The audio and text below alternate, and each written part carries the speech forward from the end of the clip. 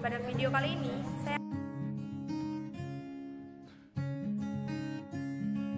Di kehidupan sehari-hari kita mengenal ada 3 bentuk zat. Nah, bentuk zat yang pertama itu bentuk zat cair, dan yang kedua bentuk zat padat, dan yang ketiga bentuk zat gas. Nah, zat cair ini sendiri itu terbagi menjadi 2 jenis, itu larutan dan suspensi.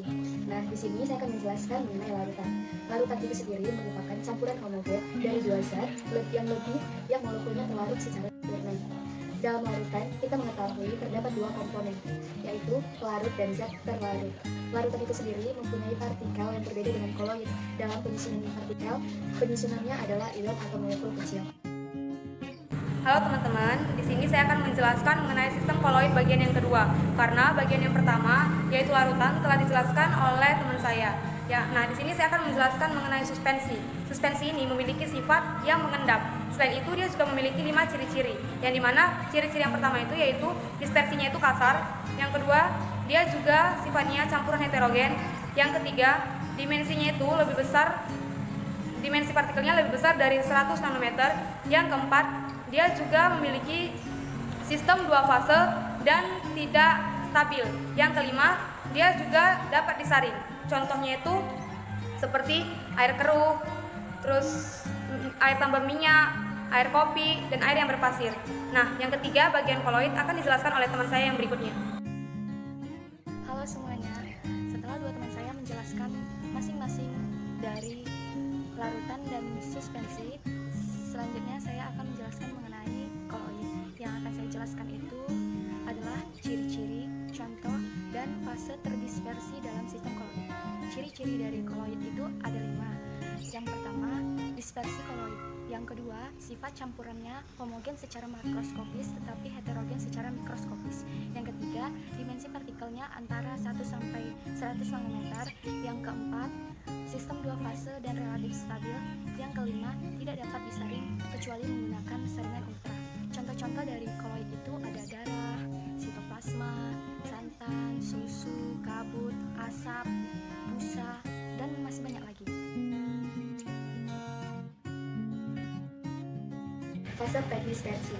Nah, fase pendispersi adalah zat larut, di mana sistem koloid terdiri dari 2 komponen, yaitu fase terdispersi atau dengan sebutan zat terlarut. Nah, yang kedua, fase pendispersi, itu disebut dengan pelarut. Nah, dikatakan sebagai zat pelarut dikarenakan fase pendispersi merupakan media dispersi atau larutan. Nah, sebagai contohnya, dispersi itu tanah liat. Nah, partikel tanah liat ini itu sebagai fase terdispersi, sedangkan air dalam tanah liat ini merupakan ion pendispersi. Ada jenis fase pendispersi atau larutan ialah terdiri dari dispersi molekul, dan yang kedua bersifat homogen, dan yang ketiga ukuran partikelnya itu lebih kecil dari 1 mm, dan yang keempat terdiri dari 1 fase, dan yang kelima itu bersifat stabil, dan yang keenam itu tidak dapat disaring. Contohnya seperti larutan gula di dalam air dan larutan garam dilarutkan di dalam air seperti larutan-larutan yang lainnya. Selanjutnya, saya akan menjelaskan mengenai fase terdispersi dalam sistem koloid. Nah, kita sama-sama tahu bahwa dalam sistem koloid ada yang namanya fase terdispersi dan medium pendispersi. Di sini, saya akan menjelaskan mengenai fase terdispersi, sedangkan medium pendispersi akan dijelaskan oleh teman saya Putri. Fase terdispersi dalam analogi larutan sama dengan zat yang terlarut atau dalam sistem koloid sebagai zat yang tersebar ataupun zat yang terpecah. Wujudnya itu dapat berupa padat, cair, ataupun gas. Jenis-jenis koloid. Nah, koloid ini memiliki 4 jenis. Yang pertama itu busa, yang kedua aerosol, yang ketiga sol, dan yang keempat itu ada yang disebut dengan emulsi. Nah, di sini saya juga akan menjelaskan mengenai ketika fase pendispersi padat ketemu dengan fase terdispersi padat. Nah, izinkan saya pada video kali ini untuk menjelaskannya dengan cara menggambarkannya, bukan hanya menjelaskannya melalui mulut saya. Izinkan saya menggunakan media menggambar untuk menjelaskannya. Nah, yang pertama saya akan buat terlebih dahulu kolom-kolom untuk memisahkan bagian-bagiannya ya.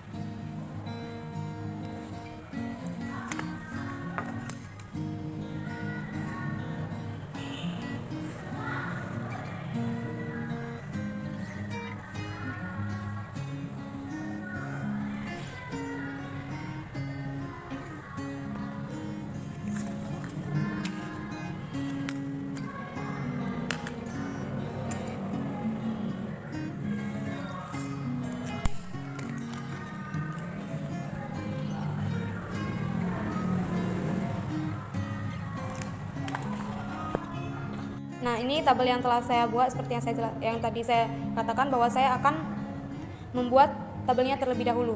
Nah, di sini saya akan buat ini untuk bagian padat. Ini dia cair. Dan yang ini gas. Sama seperti yang di atas ini, saya juga akan membuatnya secara ke bawah. Di sini saya akan buat juga padat. Kemudian saya akan buat juga yang di sini cair. Dan di sini saya akan buat juga dengan gas. Nah, cara membaca tabel itu seperti ini. Ini yang bagian ke samping, dia dinamakan dengan fase pendispersi. Sedangkan yang ke bawah, dia dinamakan dengan fase terdispersi. Ketika fase pendispersi padat ketemu dengan fase pendispersi padat, maka dia akan menghasilkan yang namanya sol padat. Yang dimana contoh dari sol padat itu yaitu paduan logam. Hasilnya itu paduan logam. Contohnya itu seperti ini yang dalam kurung, contohnya seperti kuningan dan lain-lain. Nah, yang kedua, ketika padat pada fase terdispersi padat ketemu dengan fase pendispersi cair, dia akan menghasilkan yang namanya sol. Nah, jenis koloidnya itu akan menjadi sol, yang dimana dia yaitu seperti contoh-contohnya itu seperti agar-agar,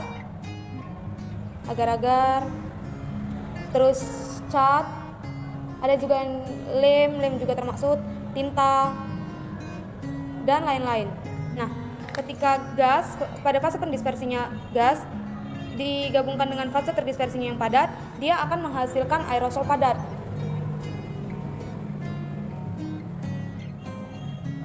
Yang dimana contohnya itu adalah debu, asap. Nah, kemudian kita masuk pada fase terdispersi yang cair. Ketika fase terdispersinya cair ketemu dengan fase pendispersi yang padat, maka dia akan menghasilkan yang namanya emulsi padat. Emulsi padat. Contohnya itu seperti keju, terus ada juga mentega, dan semir padat. Nah, pada saat fase terdispersinya cair berjumpa dengan fase pendispersi yang cair, maka dia akan menghasilkan yang namanya emulsi. Akan membentuk jenis koloid yang emulsi. Contohnya itu seperti susu. Kemudian ada juga santan, minyak ikan, dan lain sebagainya. Kemudian kita masuk pada bagian fase pendispersi gas bertemu dengan fase terdispersi yang cair. Ini akan menghasilkan yang namanya aerosol. Aerosol. Yang dimana contohnya itu adalah awan dan kabut dan lain-lain. Nah, kemudian kita masuk pada fase terdispersi gas. Ketika fase terdispersi gas bertemu dengan fase pendispersi padat, maka jenis koloid yang dihasilkan adalah busa padat. Busa padat. Yang dimana contohnya itu adalah batu apung, dan karet. Nah, pada saat cair, fase pendispersinya cair bertemu dengan fase terdispersi gas, maka ini akan menghasilkan yang namanya busa. Yang dimana contohnya itu adalah seperti busa sabun, dan bisa juga pasta gigi. Nah, selain itu pada fase yang terakhir, ketika fase pendispersi gas bertemu dengan fase terdispersi gas, dia tidak akan membentuk jenis koloid. Nah, maka kita akan buat tanda seperti ini. Sehingga contoh dari hasilnya juga tidak ada karena mereka tidak membentuk jenis-jenis koloid seperti yang lain-lainnya. Ternyata dalam kehidupan kita yang sehari-hari, kita menggunakan bahan-bahan yang berkaitan erat dengan sistem koloid ini atau jenis koloid. Seperti ketika kita hendak membuat kue, ketika kita hendak mencuci, baik itu mencuci piring maupun mencuci pakaian. Nah, ketika kita hendak membuat kue, kita memerlukan salah satu bahannya yaitu mentega. Mentega ini merupakan jenis koloid yang emulsi padat, di mana emulsi padat ini terbentuk karena adanya fase pendispersi yang bersifat padat bertemu dengan fase terdispersi yang bersifat cair. Nah, ketika mereka berdua digabungkan, maka mereka akan menghasilkan yang namanya emulsi padat, yang salah satu contohnya merupakan mentega. Nah, selain itu, saya juga memiliki satu lagi contohnya seperti yang saya bilang tadi, mencuci. Ketika kita mencuci, baik itu mencuci piring ataupun mencuci pakaian, kita akan menghasilkan yang namanya, kita akan menggunakan yang namanya sabun, yang dimana sabun itu akan menghasilkan busa. Nah, busa sabun ini merupakan jenis koloid busa, yang dimana busa ini merupakan dihasilkan dari fase pendispersi yang cair dan digabungkan dengan fase terdispersi yang gas. Ketika fase pendispersinya cair dan fase terdispersinya gas, itu akan menghasilkan yang namanya jenis koloid busa, di mana jenis koloid busa itu salah satu contohnya adalah busa sabun. Nah, selain itu juga kita bisa dapatkan ketika kita hendak mandi. Kita bisa mendapatkan yang namanya pasta. Pasta gigi merupakan sesuatu yang dapat menghasilkan busa. Nah, itu juga merupakan bagian dari fase pendispersi cair bertemu dengan fase terdispersi gas. Nah, sekian yang dapat saya sampaikan. Jadi, sebenarnya mempelajari sistem koloid ini tidak terlalu sulit. Namun itu tergantung pada kita sendiri, karena banyak bahan-bahan atau alat-alat seperti ketika kita hendak membuat kue atau mencuci tanpa kita sadari merupakan bagian dari sistem koloid itu sendiri. Nah, sekian dari saya, sekian dari kelompok kami. Terima kasih.